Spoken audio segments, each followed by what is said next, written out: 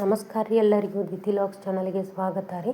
ನಾನು ಇವತ್ತಿನ ವಿಡಿಯೋದಲ್ಲಿ ರಾಗಿ ಅವಲಕ್ಕಿ ರಾಗಿ ಚೂಡಾನ ಯಾವ ಥರನಾಗಿ ಒಗ್ಗರಣೆ ಕೊಡೋದಂತ ತೋರಿಸ್ತಾ ಇದ್ದೀನಿ ರೀ. ತುಂಬ ಈಸಿಯಾಗಿ ಬೇಗನೆ ಆಗ್ತೈತ್ರಿ.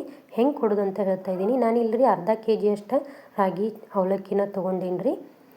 ಈ ಥರನಾಗಿ ನಾವು ಮಾಡಿಟ್ಕೊಂಡು ಅಂದ್ರೆ 15 ದಿವಸವರೆಗೂ ತಿನ್ಬೋದು. ಮಕ್ಕಳಂತೂ ತುಂಬ ಇಷ್ಟಪಟ್ಟು ತಿಂತಾರೆ, ದೊಡ್ಡವರು ಸಹಿತ ಇಷ್ಟಪಟ್ಟು ತಿಂತಾರೆ ರೀ. ನಾವೆಲ್ಲಾದರೂ ಪಿಕ್ನಿಕ್ ಆಯಿತು ಮತ್ತು ಎಲ್ಲಾದರೂ ಹೊರಗಡೆ ಹೋಗೋದಿತ್ತಂದ್ರೆ ಈ ಥರನಾಗಿ ನಾವು ಖಾರ ಹಚ್ಕೊಂಡು ಹೋಗ್ಬೋದು ರೀ. ಹೆಂಗೆ ಹಚ್ಚೋದಂತ ಇವತ್ತಿನ ವಿಡಿಯೋದಲ್ಲಿ ತೋರಿಸ್ತಾ ಇದ್ದೀನಿ. ವಿಡಿಯೋನ ಪೂರ್ತಿಯಾಗಿ ನೋಡಿ. ಹಂಗೆ ಚಾನಲ್ನ ಸಬ್ಸ್ಕ್ರೈಬ್ ಮಾಡ್ಕೋದೆ ನೋಡ್ತಾ ಇದ್ರೆ ಪ್ಲೀಸ್ ಸಬ್ಸ್ಕ್ರೈಬ್ ಮಾಡ್ಕೊಂಡು ನೋಡಿ. ಇವಾಗ ನಾನಿಲ್ಲಿ ದೊಡ್ಡ ಬುಟ್ಟಿನ ಇಟ್ಟಿದ್ದೀನಿ ರೀ.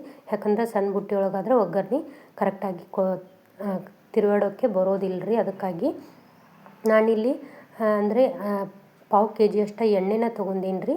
ಎಣ್ಣೆ ಈ ಥರನಾಗಿ ಉದ್ದವಾಗಿ ಕಟ್ ಮಾಡಿ ಕೊಬ್ಬರಿನ ತೊಗೊಂಡೇನಿ ರೀ. ಫಸ್ಟಿಗೆ ಕೊಬ್ಬರಿನ ಫ್ರೈ ಮಾಡ್ಕೊಳ್ಳೋಣ್ರಿ. ಅದು ಗೋಲ್ಡನ್ ಕಲರ್ ಬರ್ಬೇಕು ರೀ, ಅಲ್ಲಿವರೆಗೂ ಫ್ರೈ ಮಾಡ್ಕೊಳ್ಳೋಣ. ಈ ಥರನಾಗಿ ಕೊಬ್ಬರಿ ಬಾಯಲ್ಲಿ ಸಿಗ್ತಾಯಿದ್ರೆ ಅವಲಕ್ಕಿ ಚೂಡ ಇನ್ನೂ ರುಚಿ ಅನ್ನಿಸ್ತಾವೆ ರೀ. ಇವಾಗ ಅವನ್ನೆಲ್ಲ ಎಣ್ಣೆ ಕಾದಿತ್ತಂತ ಬೇಗನೆ ಕರೆದು ರೀ.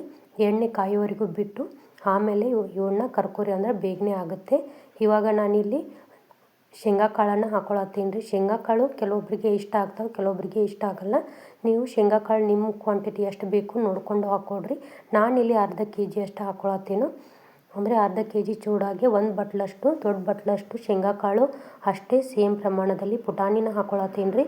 ಶೇಂಗಾ ಕಾಳು ಪುಟಾಣಿ ಪೂರ್ತಿ ಕಲರ ಚೇಂಜ್ ಆಗ್ಬೇಕು ರೀ.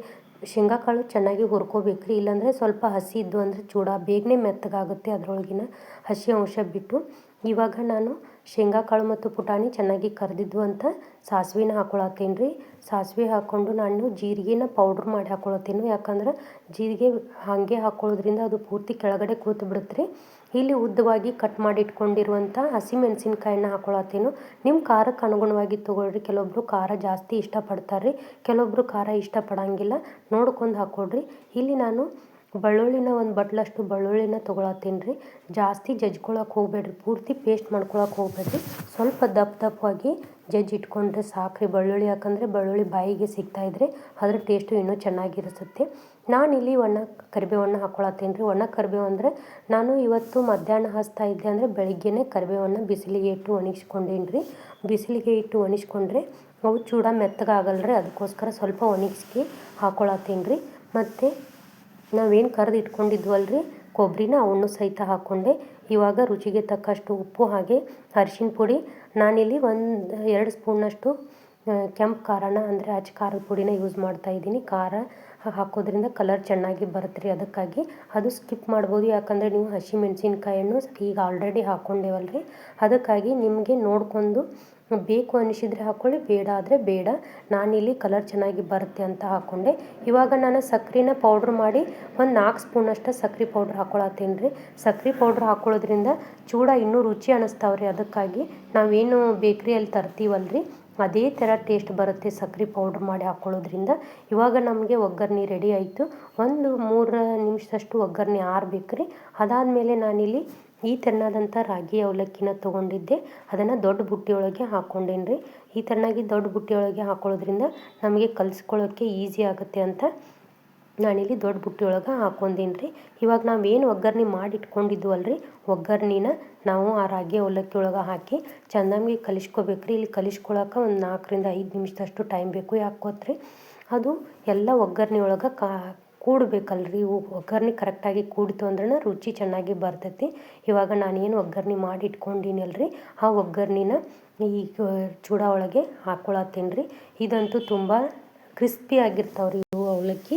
ಒಂದು ಸಾರಿ ರಾಗಿ ಅವಲಕ್ಕಿ ನೀವು ಟ್ರೈ ಮಾಡಿ ಹೆಂಗೆ ಬಂತು ಅಂತ ನನಗೆ ಕಮೆಂಟ್ ಬಾಕ್ಸ್ನಲ್ಲಿ ತಿಳಿಸ್ರಿ. ನೀವು ಬೇಕಿದ್ರೆ ಇಲ್ಲಿ ಮಿಕ್ಸರ್ ಸಹಿತ ಆ್ಯಡ್ ಮಾಡ್ಕೋಬೋದು. ನಾನಿಲ್ಲಿ ಮಿಕ್ಸರನ್ನು ಹಾಕ್ಕೊಂಡಿಲ್ಲ, ಓನ್ಲಿ ನಾನೇನು ಒಗ್ಗರಣೆ ಮಾಡ್ಕೊಂಡಿದ್ನಲ್ರಿ ಅದನ್ನಷ್ಟು ಹಾಕ್ಕೊಂಡೇನು. ಹಾಗೆ ಅಂಗಡಿಯೊಳಗೂ ಚೂಡ ಮಸಾಲೆ ಅಂತ ಸಿಗುತ್ತೆ, ಅದನ್ನು ಸಹಿತ ನೀವು ಹಾಕ್ಕೋಬೋದು. ನಾನು ಇಲ್ಲೇನು ಹಾಕ್ಕೊಂಡಿಲ್ಲ. ಅದೆಲ್ಲ ಅಂದರೆ ಜಾಸ್ತಿ ದಿನ ಮಾಡಿ ಇಟ್ಕೊಂಡಿರ್ತಾರೆ ರೀ. ನಾವು ಚೂಡ ಒಳಗೆ ಹಾಕ್ಕೊಳ್ಳೋದ್ರಿಂದ ನಮ್ಮ ಚೂಡ ಟೇಸ್ಟು ಕೆಟ್ಟು ಹೋಗುತ್ತೆ ಅಂತ.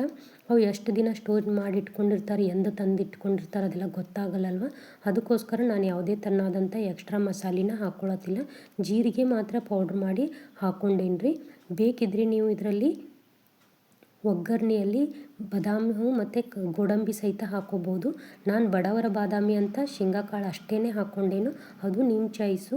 ಅವನ್ನು ಹಾಕ್ಕೊಂಡ್ರೆ ಇನ್ನೂ ಟೇಸ್ಟಾಗಿ ಅನಿಸುತ್ತೆ. ಇವಾಗ ನಾನು ದೊಡ್ಡ ಸ್ಪೂನ್ ತೊಗೊಂಡು ಎಲ್ಲನೂ ಚೆನ್ನಾಗಿ ಕಲಿಸ್ಕೊಳತ್ತೇನೆ ರೀ. ಕೈಯಿಂದ ಫಸ್ಟಿಗೆ ಸ್ಟಾರ್ಟಿಂಗ್ ಕೈಯಿಂದ ಕಲಿಸ್ಕೊಳಕ್ಕೆ ಹೋಗಬೇಡ್ರಿ, ಯಾಕಂದ್ರೆ ಅದು ಒಗ್ಗರಣೆ ಬಿಸಿ ಇರುತ್ತೆ, ಕೈ ಸುಟ್ಟೋಗುತ್ತೆ. ಅದಕ್ಕೋಸ್ಕರ ನಾನು ಫಸ್ಟಿಗೆ ಸ್ಪೂನಿಂದ ಕಲಿಸ್ಕೊಂಡೆ, ಆಮೇಲೆ ಕೈಯಿಂದ ಕಲಿಸ್ಕೊಳ್ರಿ. ಯಾಕಂದರೆ ಚೆನ್ನಾಗಿ ಎಷ್ಟು ನಾವು ಕೈಯಿಂದ ತಿಕ್ಕಿ ಕಲಿಸ್ಕೊತೀವಲ್ರಿ ಅಷ್ಟು ಕರೆಕ್ಟಾಗಿ ಎಲ್ಲನೂ ಹೊಂದ್ಕೋತಾವೆ. ಎಣ್ಣೆ ಎಲ್ಲನೂ ಕರೆಕ್ಟಾಗಿದೆ ನೋಡಿ, ಕೈಗೆ ಸ್ವಲ್ಪ ಎಣ್ಣೆ ಹತ್ತಾಯಿದೆ. ಈ ಥರನಾಗಿ ಎಣ್ಣೆ ಇತ್ತು ಅಂದರೆ ಅವೆಲ್ಲ ಕೂಡಿದ ಮೇಲೆ ಎಣ್ಣೆ ಜಾಸ್ತಿ ಅನಿಸೋದಿಲ್ಲ. ಸ್ವಲ್ಪ ಎಣ್ಣೆನ ಜಾಸ್ತಿನ ಹಾಕ್ಕೋಬೇಕ್ರಿ ಅವಲಕ್ಕಿಗೆ.